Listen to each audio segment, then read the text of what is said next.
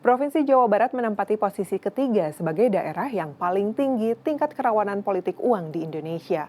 Bawaslu Jabar pun mengantisipasi terjadinya politik uang untuk pemilu tahun 2024, diantaranya dengan gencarnya sosialisasi kepada masyarakat akan bahaya politik uang. Bawaslu Pusat mengeluarkan pemetaan kerawanan pemilu dan pemilihan serentak 2024 mengenai isu strategis politik uang.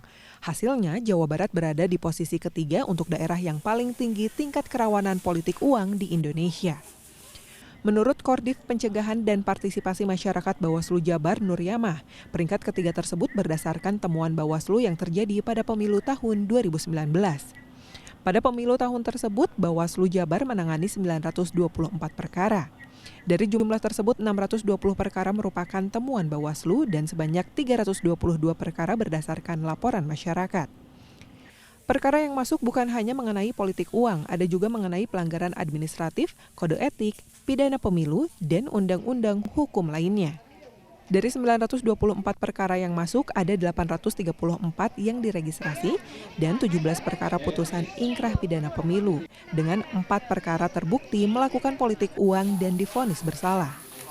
Agar pemilu tahun 2024 mendatang Jawa Barat terbebas dari politik uang, setidaknya ada 3 strategi yang dilakukan Bawaslu Jabar sebagai antisipasi pencegahan.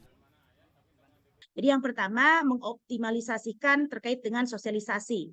Dan yang kedua adalah tentu memperkuat regulasi. Kenapa regulasi ini harus diperkuat?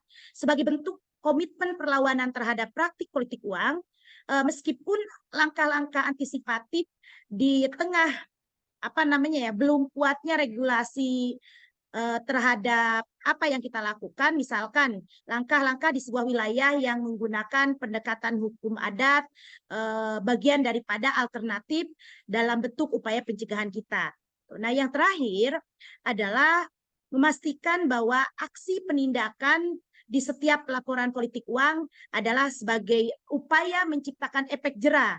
Dan ini juga perlu diperkuat dengan program-program kampanye anti politik uang untuk menumbuhkan tentu saja kesadaran masyarakat sekaligus membangun jejaring pengawasan partisipatif tentu untuk mempersempit peluang terjadinya politik uang. Pengamat politik Universitas Pajajaran Firman Manan menyebut praktik politik uang kerap dijadikan sebagai strategi elektoral pada pemilu atau pilkada. Biasanya praktik politik uang ini menyasar masyarakat ekonomi menengah ke bawah dan dilakukan oleh broker atau perantara. Modusnya beragam seperti uang tunai, barang, atau jasa. Minimnya pendidikan politik menjadi penyebab tingginya praktik ini. Padahal sudah jelas politik uang merupakan tindakan pidana pemilu. Soal kewenangan seperti Bawaslu itu yang harus diperkuat karena harus diakui sampai saat ini kewenangan yang dimiliki pengawas pemilu itu terbatas.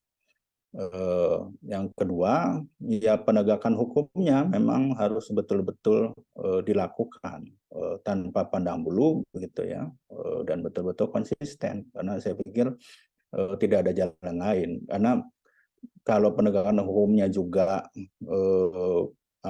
konsisten, maka itu kan akan menimbulkan efek jera.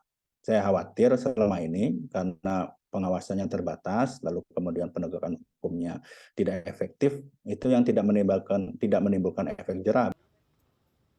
Riset yang dilakukan Firman Manan soal politik uang pada pemilu 2019 lalu menyebutkan 25% warga Jawa Barat ditawari praktik politik uang. Sekitar 80 dari angka itu bahkan melakukan prakteknya dengan modus yang beragam. Beberapa warga juga memberikan komentar soal praktik uang yang kerap terjadi pada tahun politik. Zaman sekarang mah udah udah nggak zaman lagi karena informasi begitu cepat.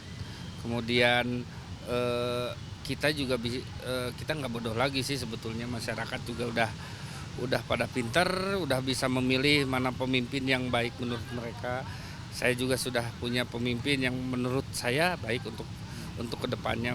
Kalau dibilang nggak ada, tapi ada ya gitu. Tapi kalau saya menyarankan nggak kayaknya. Kita nggak nerima yang kayak gitu. Karena masyarakat Indonesia saya lihat udah cerdas ya, menentukan pemimpinnya seperti apa. Kemudian harapan-harapan mereka kepada pemimpin mereka itu pasti punya harapan besar kan. biar ya ekonomi makin baik. Sebagai informasi, sejak Juni 2022 tahapan pemilu sudah dimulai. Pada akhir November mendatang, masa kampanye akan segera dilakukan oleh para politisi. Disinilah sejumlah pihak diimbau untuk cerdas menghadapi praktik-praktik menyimpang dalam pesta demokrasi ini, termasuk salah satunya politik uang. Tim Liputan CNN Indonesia, Bandung, Jawa Barat.